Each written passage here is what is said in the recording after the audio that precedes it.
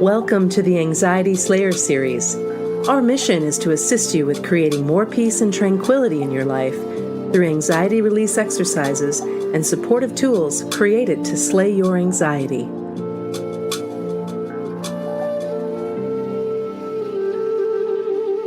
When anxiety is overwhelming your mind, one of the first things you probably want to do is escape.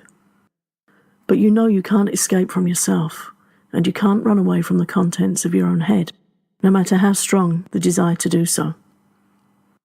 Since we can't escape from our minds, the next best thing we can do is use distraction or diversion to take our minds away from the anxious thoughts that are causing us physical and emotional suffering. There are two ways of doing this. One is a temporary diversion, and the other is a deeper form of diversion that can help you calm the underlying nature of your anxiety. The temporary escape is when you grab your phone and start texting people randomly, or you want to lose yourself in Facebook or TV, or you start playing Angry Birds, just to do something with your fingers, your eyes, and your mind other than having to be tuned in to how you're feeling. Sometimes we want so much to escape from anxiety that we'll distract ourselves with as many things as we can. You might sit in front of the TV while texting and scrolling through your friend's Facebook feed all at the same time, flicking from one to the other, just trying to keep your mind away from anxious thoughts and the horrible physical sensations that go with them.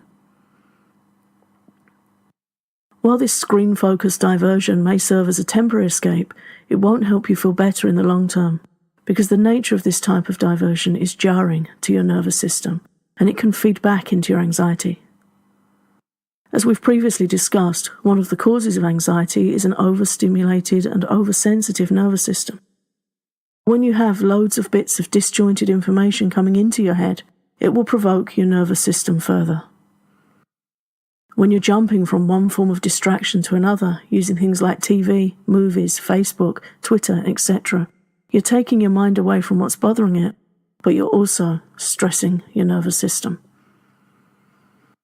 The other form of diversion involves occupying your mind with one thing to which you can give your complete attention. I recently read a lovely example of this on the Tiny Buddha website, where a lady described how, as a weekly form of meditation, she allowed herself to become completely immersed in making bread, in noticing how the dough felt as she kneads it, how she's standing, the temperature of the countertop underneath the dough, just really tuning in to the slow, rhythmic practice of kneading bread. And she shares how she realized that any act can become a meditation if we engage in it with full awareness, with mindfulness. So in this podcast, I want to talk about using a mindful activity to help you calm your mind. What one thing can you immerse yourself in completely?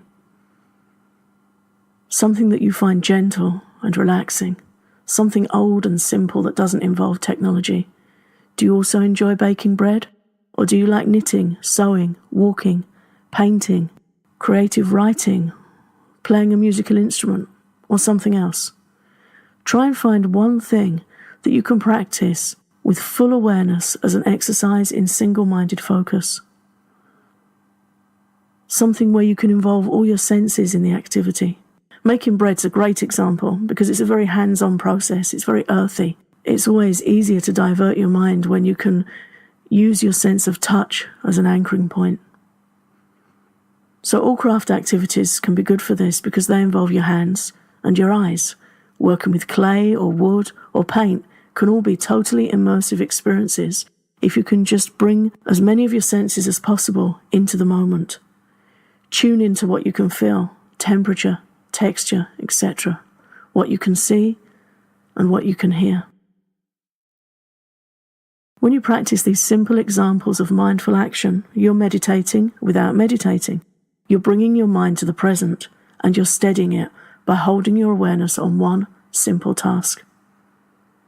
And when you do this, you will experience diversion from anxious thoughts, but in a grounding and calming way rather than a stimulating way that exhausts you by causing your attention to flicker around all over the place.